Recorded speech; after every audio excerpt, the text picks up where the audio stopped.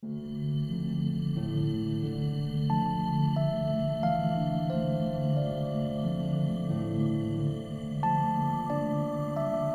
l'origine de ce projet, c'est un peu le hasard, mais l'heureux hasard. C'est un ami qui nous a transmis l'appel d'offres et qui nous a dit « mais ça c'est pour vous ». C'était un peu comme un moment de magie parce que, quelque part, travailler sur un opéra, c'est absolument historique. Donc je me suis d'abord faite toute petite par rapport à cet appel d'offres. Et c'est mon imaginaire de petite fille qui a créé cette histoire de lustre. C'est la petite fille qui est en moi qui a pris le pas sur le designer pour pouvoir créer cette pièce unique et cette pièce historique qui va marquer un moment. Elle va marquer un moment aussi pour une autre histoire, c'est que dans cet appel d'offres, il était bien dit qu'il y avait eu un lustre qui avait été installé dans cette salle de spectacle, mais que personne n'en avait gardé ni d'image, ni de plan. Donc on sait qu'il y avait un lustre, mais on ne sait pas lequel.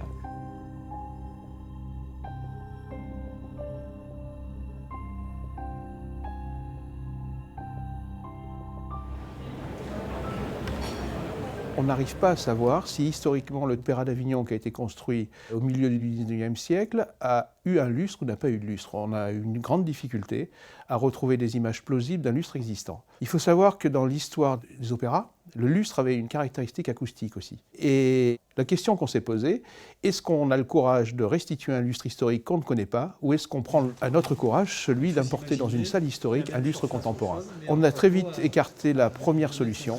Ça aurait été un mensonge. Donc on a préféré un lustre contemporain parce qu'un opéra n'est pas une expérience morte où on ne fait que reproduire l'histoire, etc. C'est aussi un lieu de création contemporaine.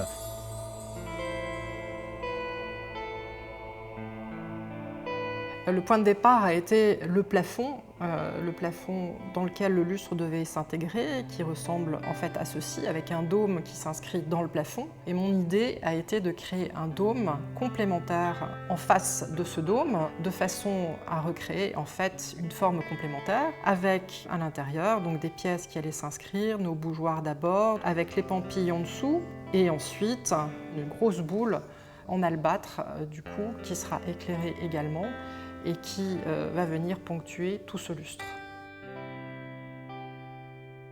L'idée aussi, c'était d'être en respect avec tout le décor de la salle de spectacle, donc de respecter aussi l'harmonie de ce décor et d'avoir des pièces qui allaient pouvoir exprimer à la fois, parce que ça c'est un peu ma signature, le côté contemporain du lustre, mais aussi la tradition et l'authenticité.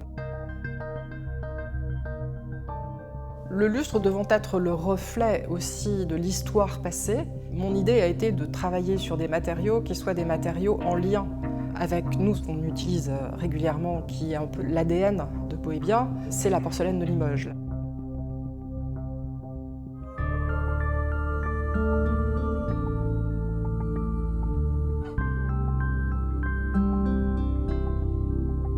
Sylvie a adopté la porcelaine comme étant un moyen de mettre en valeur les luminaires et elle s'est très vite affranchie de ce qui existait et de ce qui était possible. Ce n'est pas l'enjeu, ce n'est pas le premier sujet.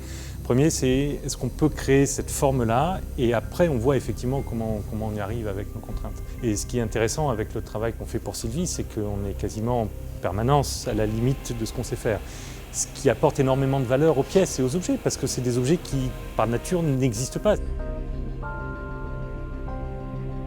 La porcelaine de Limoges, c'est un matériau dont la matière première, c'est le quartz, du feldspath et du kaolin. C'est de la poudre qu'on mélange avec de l'eau pour obtenir une barbotine que l'on coule dans des moules en plâtre. Et on donne forme à une pièce que l'on va ensuite cuire à 1400 degrés. Ce qui permet de vitrifier la face vitreuse et de lui donner la translucidité dont on a besoin pour un luminaire en fait. Donc c'est un matériau qui va, par sa nature, par son procédé, être un matériau parfaitement adapté pour la diffusion de la lumière. C'est un matériau qui ne va pas vieillir, il ne va pas jaunir, il ne va pas s'altérer. Donc il va pouvoir rester en place plusieurs décennies en situation. La porcelaine, quand elle est cuite, peut être émaillée ou peut être laissée brute telle qu'elle. Et on a un aspect mat qui est très intéressant et qui est très utilisé dans les luminaires de Sylvie. Et quand elle est émaillée, on peut rajouter du décor dessus, des couleurs, ou de l'or. Ça brille et c'est magnifique, ça rentre dans un autre univers. Sylvie a amené l'idée de la porcelaine, auquel d'ailleurs tout le monde a adhéré tout de suite. Et puis la deuxième chose, c'est que, y compris avec les services de la DRAC, on milite pour l'entretien des métiers. Pour nous, c'est important. C'est l'entretien des savoir-faire, des métiers, des compétences, parce que c'est magnifique.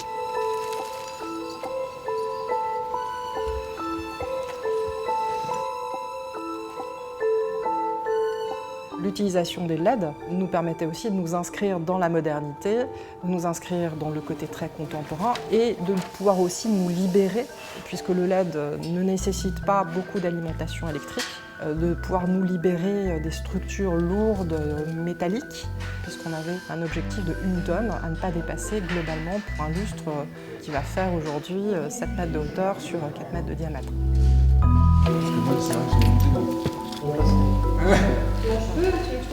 Enfin, une étape, l'étape presque finale, en tout cas de préparation pour le final.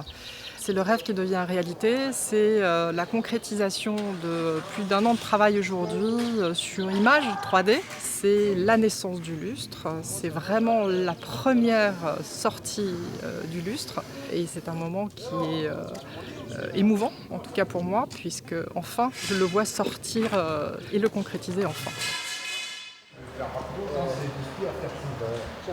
L'idée aussi de ce lustre, c'était de pouvoir s'inscrire dans le temps, donc d'avoir un lustre qui allait être pérenne et qui allait pouvoir durer 100 ans, 200 ans, quelque chose qui dépasse en fait l'imaginaire humain. Donc on a bien évidemment, quand on a réfléchi à toute la structure de ce lustre et le fonctionnement de ce lustre, imaginer ce lustre dans le temps et avoir la possibilité de pouvoir intervenir dessus régulièrement, bref, réparer le lustre s'il le faut. Avoir un quart de forme.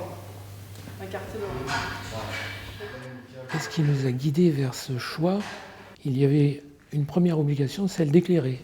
Éclairer, c'est-à-dire amener au sol la puissance nécessaire pour que nous répondions aux normes de sécurité. Deuxième point, c'était aussi de remettre en valeur les peintures de la coupole, qui est une fausse coupole en fait, et ces peintures qui valaient vraiment le coup d'être rehaussées. Donc ce sont 2 critères liés à l'éclairage, donc à la technique d'éclairage. Elle est belle cette boule, hein? Ouais, elle est très bien. Ouais, c'est magnifique. C'est juste de les mettre tout de suite par terre parce que de toute façon, il faut... C'est la forme générale qu'on retrouve dans les lustres de l'époque, cette forme un peu comme une immense goutte d'eau, mais je dirais un peu à l'envers. C'est quelque chose qui nous a un peu frappé, mais je crois que c'est surtout la légèreté, la transparence. On pense que Beau et Bien nous a garanti un lustre tout à fait original. Il est unique et je pense que ça participera à l'originalité et à la promotion de notre opéra-théâtre.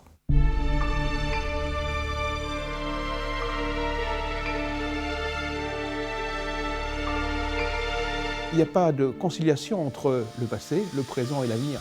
Il y a une continuité du temps. Notre propos, c'était justement de participer à cette continuité, à ce développement, de dire que l'opéra historique n'est pas une expérience finie, y compris dans son décor, mais c'est une expérience qui aujourd'hui va accueillir ce lustre et demain va accueillir d'autres choses modernes. Et le défi de Sylvie Maréchal, c'était justement d'inventer ce gigantesque lustre, parce qu'il y a une échelle qui est extrêmement impressionnante, mais avec des normes de sécurité qui sont parmi les plus lourdes de ce qui existe en France.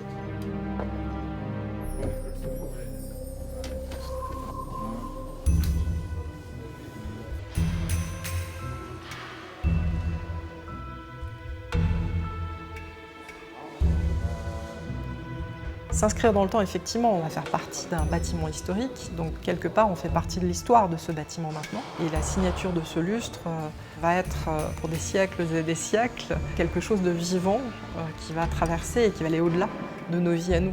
Pour moi, c'est pas ça qui est important. Ce qui est important pour moi, c'est aujourd'hui. C'est ce qu'on vit en ce moment, c'est cette installation qu'on est en train de réaliser et qu'une fois finie, ça sera ça, ma consécration. On a réussi, on l'a fait, c'est là.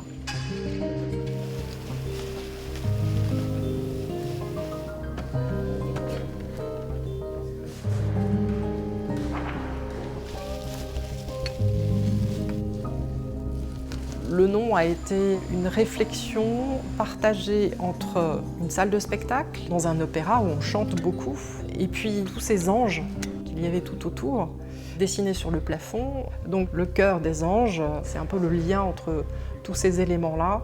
Le cœur des anges, c'est ce lustre qui exprime à la fois l'idée de la salle de spectacle et l'idée de la magie du lustre. Il y en a qu'on va bouger. Celle qui manque, c'est celle qui est à l'intérieur ici. Là.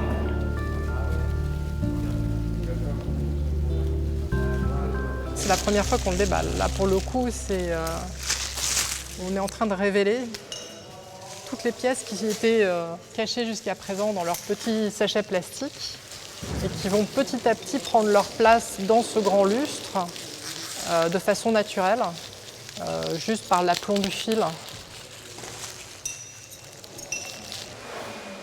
C'est la retouche, oui, parce que bien évidemment la structure a un peu souffert, dû aux différentes manipulations. Il y a quelques griffes qui se sont faites et on repeint aussi des petites pièces qu'on a ajoutées et qui viennent s'accrocher sur la structure pour avoir quelque chose qui soit vraiment jusqu'au bout parfait.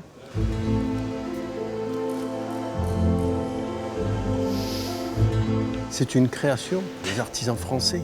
C'est le manuel au service de l'art ou l'art au service du manuel, on ne sait pas. Mais franchement, ça donne un résultat magnifique et je pense qu'il est largement à la hauteur de cet opéra qui a besoin de cette beauté-là. Je pense qu'il est inscrit pour une très longue durée. C'est une réalité, c'est une très belle réussite.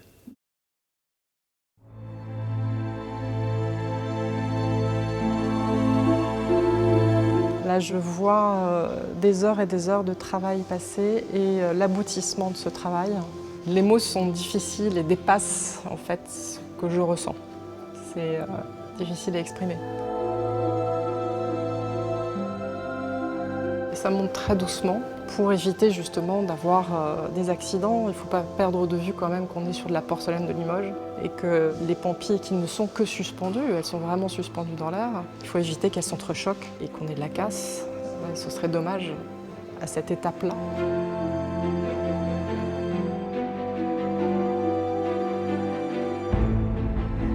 Voilà, nous y sommes. Le point final de l'histoire vient d'être mis en place. Le lustre est en place. Il est magnifique, il est harmonieux dans l'espace. C'est exactement ce que j'avais en tête. Pour ça, c'est une réussite. Et le cœur des anges, qui est son nom, va trouver sa place au cœur des anges du plafond.